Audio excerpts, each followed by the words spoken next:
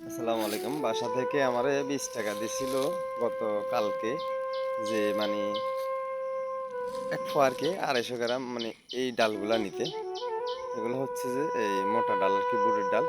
তো এগুলা দিয়ে শাক-টাক দিয়ে রান্না করে খেতেও ভালো লাগে। তো আমি কি করছি, ২০ টাকা ভেঙে ফেলছিলাম।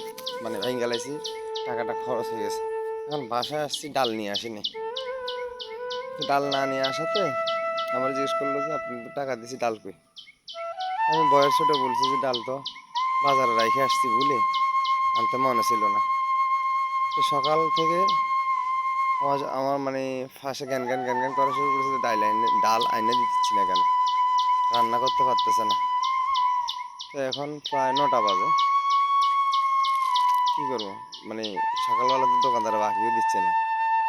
কোনো রকম করে জীবন বচাই রক্ষা পাওয়ার জন্য ডালটা নিয়ে এখন বাসায় ফিরতেছি। তো আমার জন্য দোয়া করবেন যেন আমি অন্তত মানে শান্তিতে একটু বাঁচতে পারি। এই ডালের জন্য কালকে রাত থেকে এই পর্যন্ত অশান্তিতে ছিল। ভালো থাকবেন, সুস্থ থাকবেন, দোয়া ভালোবাসা রইল। আর একটু বেশি বেশি সাপোর্ট করবেন। আর আমার মতো কেউ থাকলে এরকম বক্তব্য অবশ্যই জানাবেন।